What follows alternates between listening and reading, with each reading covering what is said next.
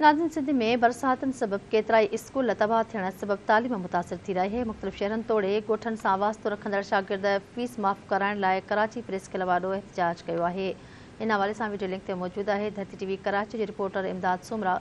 जी इमदाद, आगाह कजो, कहिड़ा तफ़सील आहिनि?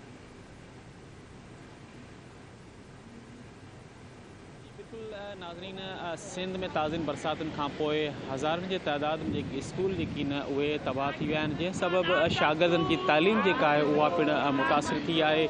जॾहिं त सिंध जे मुख़्तलिफ़ ज़िलनि मां शागिर्द जेकी न पंहिंजी फीस माफ़ कराइण लाइ जेको आहे हिन वक़्तु कराची प्रेस क्लब ॿाहिरां पिणु पहुता आहिनि। सिंध जे मुख़्तलिफ़ ज़िलनि मां केतिरा ई शागिर्द जेको आहे हिते प्रेस क्लब ॿाहिरां मौजूदु आहिनि। हिते जेको आहे एहतजाज कयो पियो वञे।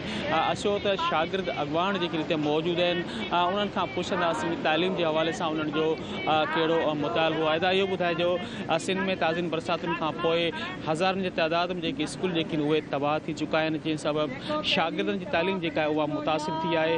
इन हवाले सां हिते जेको आहे एहतजाज करे रहिया, छाजे हवाले सां एहतजाज करे रहिया? असांजा मुतालबा आहिनि त जीअं तव्हां सभिनी खे ख़बर हूंदी त समूरी सिंध हिन वक़्तु बरसाती ॿोॾि सबबि पाणी जी लपेट में आहे। सिंध जा माण्हू दरबदर आहिनि।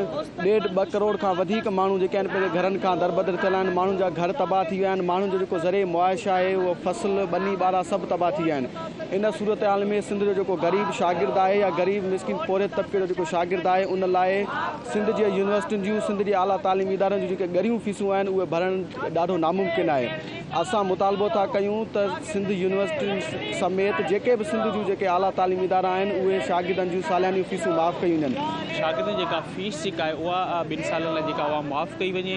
हिननि इहो बि सिंध सरकार खां मुतालबो कंदसि त हिन वक़्तु जेको आहे सिंध में जेको आहे हज़ारनि जी तइदाद में जेके आहिनि शागिर्द जेके आहिनि उहे जेको आहे हिन वक़्तु इहो मुतालबो करे रहिया आहिनि त सिंध सरकार खे घुरिजे त यूनिवर्सिटियुनि थोरे कॉलेजनि जेके शागिर्द ग़रीब शागिर्द जेके तालीम कराए रहिया आहिनि उन्हनि जी फीस जेका आहे पिणु माफ़ कई वञे। जी।